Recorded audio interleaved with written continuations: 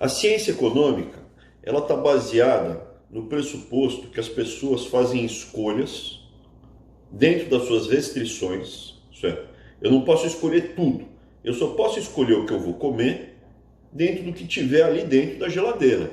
Não adianta eu sonhar que eu quero comer um abacaxi, porque eu não tenho abacaxi aqui. Eu tenho maçã, eu tenho pera, eu tenho mexerica, eu tenho laranja e vou escolher o que eu quero comer. Dentro do que cabe no meu estômago. Como eu faço essa escolha? É o que vai me dar o maior prazer possível ou que me gere o menor desprazer. Às vezes você tem que escolher entre duas coisas ruins.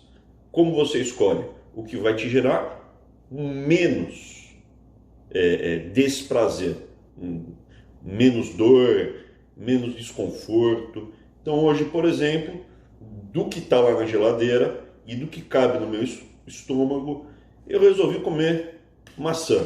Essa aqui é a minha segunda maçã. E é por isso que a economia é conhecida como a ciência triste, the dismal science. Os recursos são limitados. Eu tenho uma vida com uma determinada quantidade de anos. Eu tenho uma quantidade limitada de recurso financeiro ou de capacidade de trabalho para trocar por dinheiro. Eu tenho uma quantidade limitada de energia. Os recursos são limitados, mas as minhas vontades, as minhas demandas são ilimitadas. Se eu pudesse, eu queria tudo. Mas eu não tenho como ter tudo porque os meus recursos são limitados. Essa é uma realidade. Fato. E a gente vai voltar depois nesse assunto. E o que acontece? Com esses recursos limitados, eu tento fazer o meu melhor possível.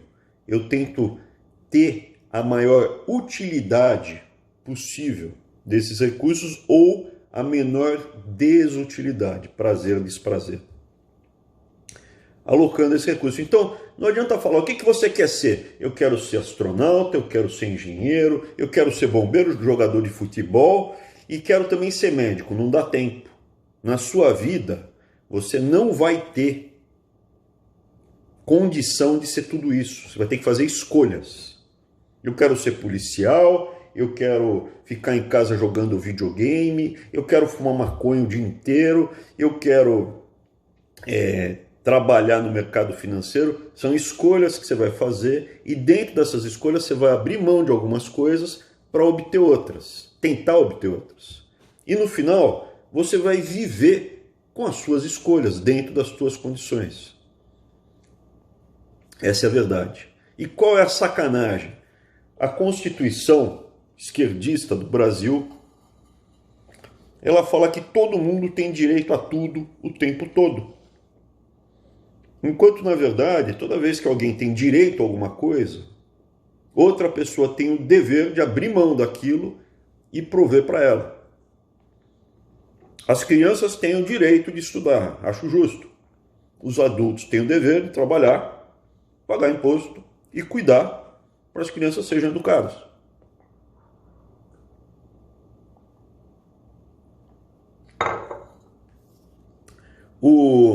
As pessoas têm direito a ter uma saúde justa, mínima, que ninguém morra na calçada, que tenha atendimento. Então, todo mundo tem que pagar mais imposto, abrir mão de mais tempo de lazer, de conforto, para que todo mundo tenha isso. Cada vez que a gente agrega um direito para todo mundo, a gente está obrigando alguém a prover.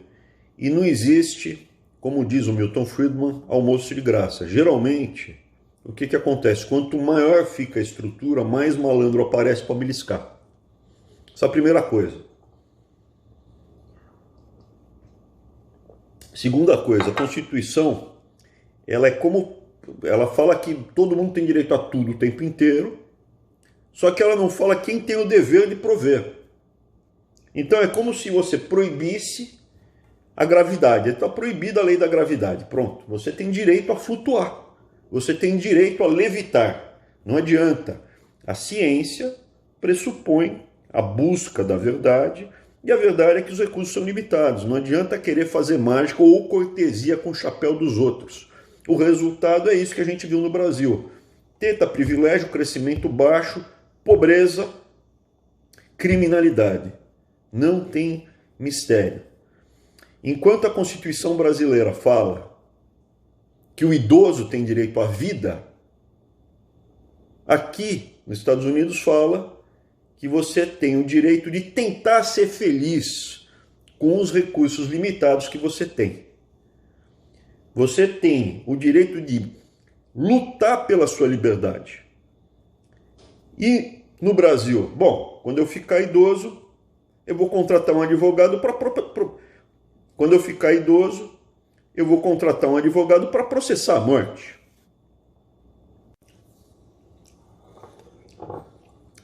E a beleza da Constituição americana, além dela ser concisa, ela tem essa base filosófica, científica, muito grande respaldando isso. Por quê? Porque para você poder, dentro dos seus recursos escassos, sempre são escassos, o Bill Gates, o Warren Buffett, eles têm recursos escassos, eles não têm a vida eterna. Eles têm alguns anos pela frente para escolher o que eles vão fazer da vida deles. Mesmo com esses recursos escassos, se você for livre, você pode escolher como alocá-los. Liberdade é você poder escolher como você vai fazer para tentar buscar a felicidade, ou ser o menos infeliz possível. Isso é liberdade. Enquanto que quando você vai tendo muitos deveres, não, você tem dever disso, você tem dever daquilo, você vai perdendo esses graus de liberdade, você vai ficando aprisionado. Por isso que um Estado grande, que dá muitos direitos para todo mundo, também exige muitos deveres de muitas pessoas. E essas pessoas, quando têm muitos deveres, elas são menos livres do que quando não têm esses deveres. Um Estado grande pressupõe menos liberdade. Essa é a verdade que ninguém conta entre a Constituição americana e a Constituição cidadã de 1988, feita por luminares aí, intelectualoides, que eu não quero falar de onde e como. Mas voltando, o que acontece? A Constituição americana fala que você tem o direito de tentar ser feliz. E a nossa? A nossa fala, você tem o direito disso, você tem o direito daquilo, você tem o direito, e o Estado tem o dever. Qual é a sacanagem? Quando ele fala que o Estado tem o dever, o Estado, então, ele pode ir atrás da gente, isso é, quem controla o Estado, os donos do poder, podem ir atrás da gente, pegar a gente pelo pescoço e obrigar a gente a prover tudo que foi prometido, inclusive absurdos. Quer ver um absurdo da Constituição? O idoso tem direito à vida. Então, quando eu tiver 90 anos, eu contrato um advogado para processar o Estado e processar a morte. Você não pode garantir o direito à vida de uma pessoa que vai morrer. Então é um pouco isso que a gente está falando, sabe? A diferença entre buscar a verdade e fazer uma grande arapuca que resultou nisso que o Brasil está. Crescimento baixo, pobreza, desemprego, violência, corrupção. A gente volta daqui a pouco.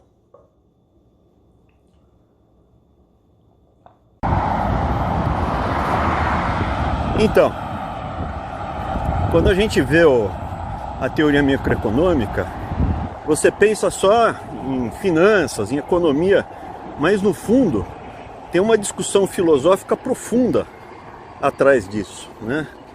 A frase, a vida é feita de escolhas, você tem restrições não só de orçamento financeiro, mas de tempo de vida, de capacidade de amar as pessoas. Você não tem como amar todo mundo, você tem que escolher quem você vai estar mais próximo. São escolhas que você faz o tempo inteiro. E aí você chega a uma grande questão que está por trás disso. Qual é o objetivo da vida?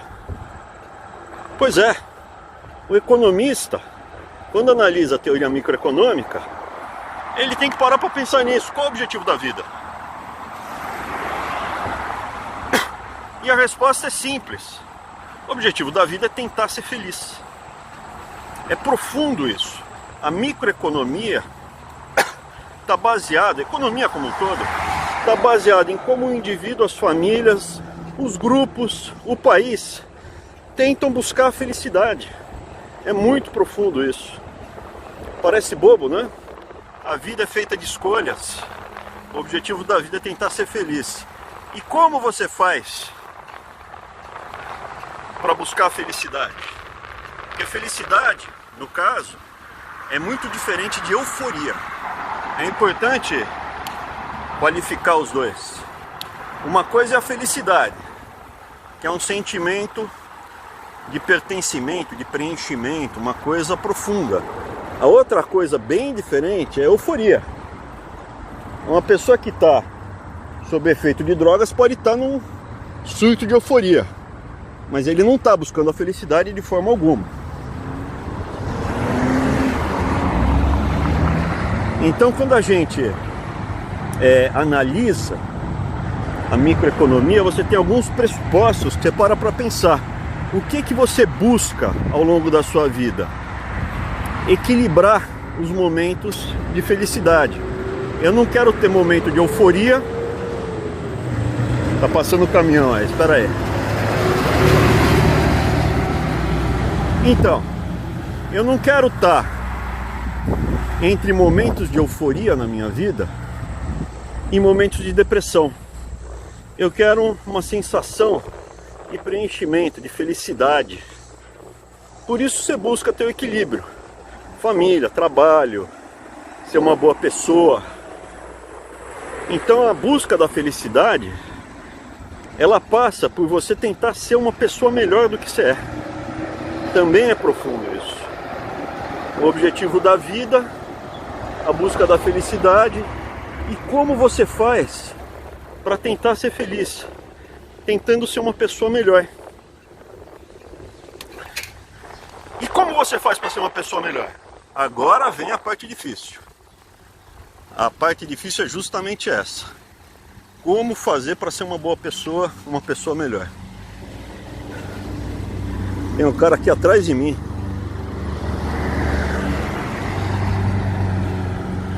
Essa discussão é que a gente vai ter ao longo aí das aulas. Mas para essa aula introdutória, o que é legal de falar é justamente isso, né? Que a microeconomia está baseado nesse princípio. Então, saí para comprar meu almoço rapidão. E aí, para dar continuidade à conversa, enquanto estamos voltando aqui, é que a microeconomia, ela está baseada numa questão filosófica profunda, que é a busca da felicidade. Qual o objetivo da vida? O objetivo da vida é buscar a felicidade. Esse que é o objetivo da vida, tentar ser feliz. E aqui a felicidade, para a gente quantificar, não é um surto de euforia. Felicidade não é o cara que está no momento de euforia e depois no momento de depressão. A felicidade é uma coisa de preenchimento, de satisfação, de continuidade. Coisa que os economistas vão chamar de aplanar a curva de consumo, de satisfação. Você busca ter uma vida mais estável, uma felicidade mais permanente. Então a primeira pergunta profunda é: qual o objetivo da vida? É buscar felicidade, não euforia. Não confunda uma com a outra. A segunda coisa que tem é como buscar felicidade, que também você pode responder. É tentando ser uma pessoa melhor. Você tentando utilizar todos os seus recursos possíveis, todo o seu potencial, né? Não tendo desperdício, não tendo desemprego de suas habilidades. A resposta então para essa pergunta é tentando ser uma pessoa melhor. Olha que bacana. Microeconomia dando as suas respostas para a vida. Momento de sabedoria. E agora vem a terceira questão, que é a mais difícil de todas. Porque até aqui foi fácil. O objetivo da vida é tentar ser feliz. Como você faz isso? Tentando ser uma pessoa melhor. E como você faz para ser uma pessoa melhor?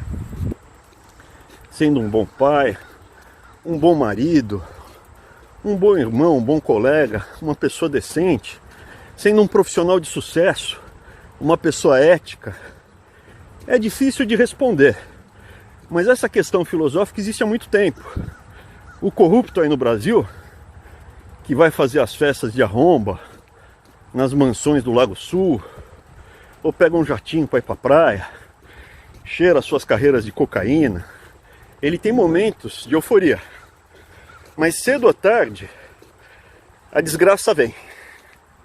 Cedo ou tarde, a realidade vai bater na porta, ou a Polícia Federal, ou alguma outra desgraça. Então eu diria que essas questões filosóficas estão sendo discutidas há muito tempo. Você já tem os gregos discutindo isso 2.500 anos atrás. O legal da microeconomia é que ela põe isso num gráfico. E eu vou ver se eu consigo colocar isso no gráfico hoje. Abraço, gente. E aí, Belo? Vamos tomar um chopp e comer uns 2 pastel? Em São Paulo ainda sobrou uma italianada que ainda fala assim.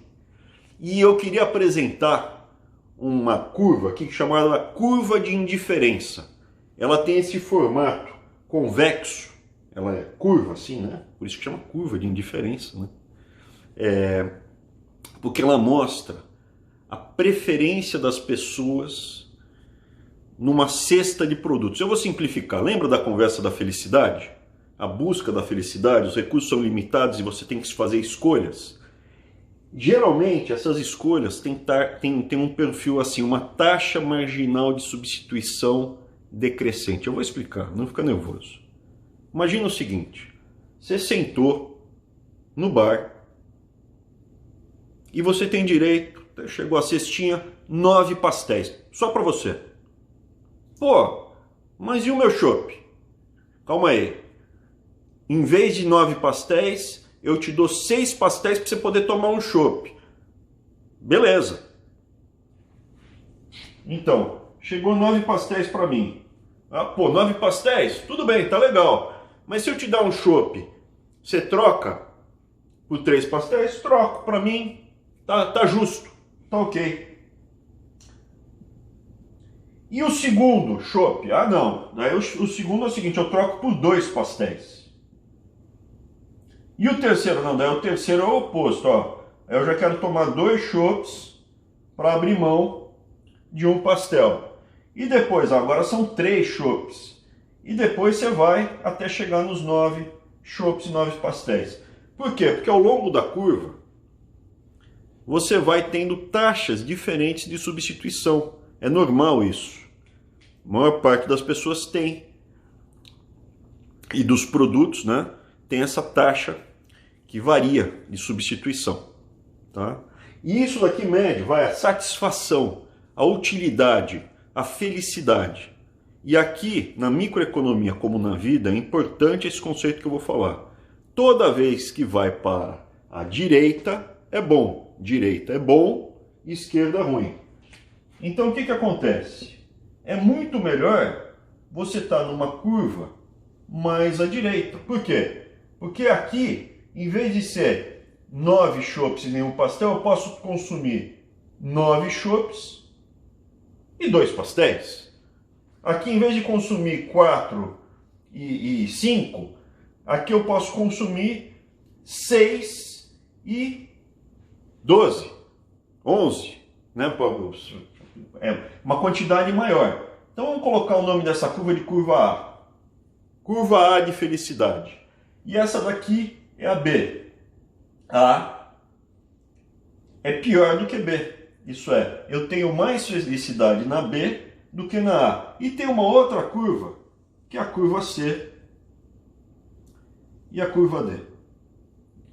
O que isso mede? Mede as escolhas. Geralmente você vai tentar equilibrar essas escolhas e nos extremos você abre mão de alguns produtos para chegar a outro. Isso vale para tudo. Isso vale para férias.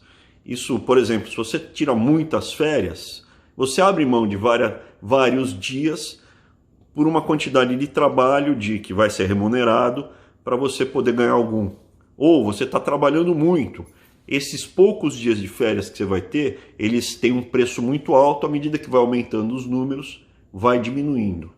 Então lembra um pouco, tá? Só um pouquinho que eu já volto, da curva de indiferença. E lembra que ela tem um formato convexo, como na música do Robertão.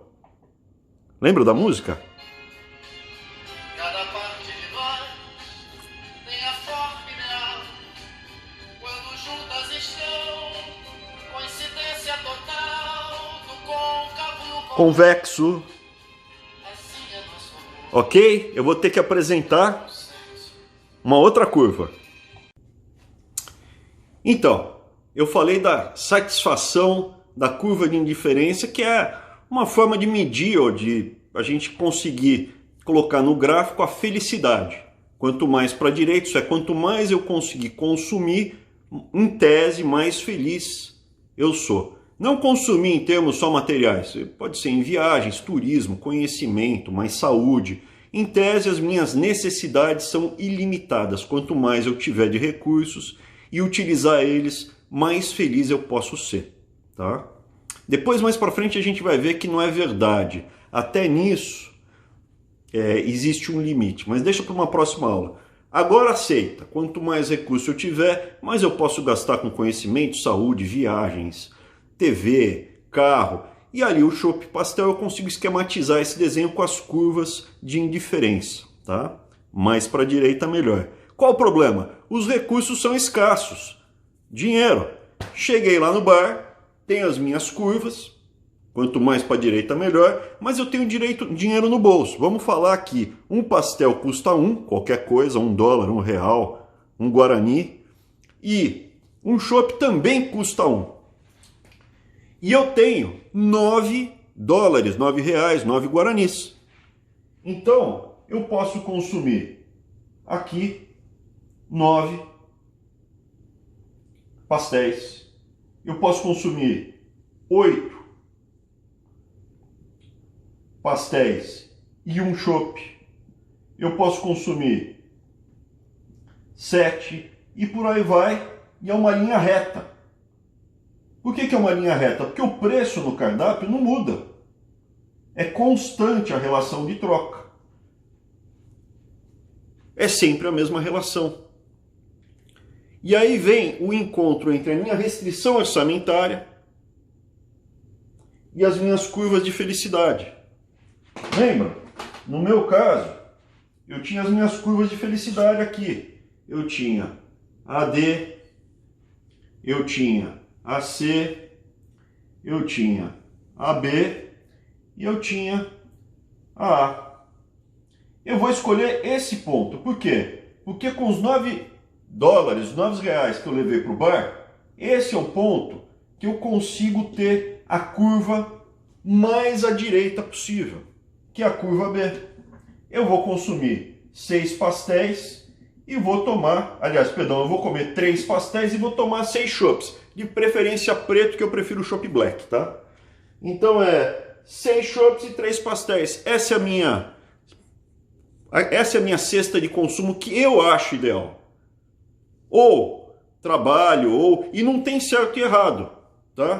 Tem gente que vai ter uma curva, um mapa de diferença aqui. Por quê? Porque eu não gosto de tomar tanto chopp. Eu vou preferir comer mais pastel. Ou tem gente, por exemplo, que não vai nem querer comer o pastel. Tem nojo de pastel. Depois até vou lembrar quem é que tem nojo de pastel. Vai ali, só chegar no chopp geladinho, tá? Ai, que de nojo, né? Então, assim, é importante entender como funciona para um país, para uma pessoa. Eu tô por baixo, eu tô mal, tô desempregado, arrumei um emprego, ou aprendi aqui como consertar geladeira, construir uma casa nas minhas horas vagas, aluguei os cômodos atrás, tô ganhando mais. Vou para a direita, o meu orçamento aumentou. Agora eu não gasto mais R$ 9 quando eu vou ao bar. Agora eu estou gastando 15. E com 15 eu posso consumir muito mais coisas. A minha felicidade aumentou. E é isso que é importante. Um país que consegue mudar os valores dos jovens, os jovens ficam mais produtivos, diminui a criminalidade, você gasta menos com segurança, ele fica mais rico e mais feliz. Uma pessoa, uma família, que o filho vai fazer um curso técnico, desenvolve um ofício, o pai arruma um bom emprego, a mãe está trabalhando, é uma família mais feliz, tem mais recursos, pode fazer escolhas que as façam mais felizes. Evidentemente fez escolha errada, aí cada um com seus problemas, tá? Mas de um modo geral, o que a gente vê? Pessoas, à medida que têm mais recursos materiais, elas tendem a ter mais possibilidades de buscar sua felicidade. E é isso que eu queria passar, que a gente conversou hoje o dia inteiro. E para terminar, eu queria mandar uma música em homenagem para esse cara daqui, que eu até pus aqui uma corzinha roxa, que tem nojo de pastel. Vai lá.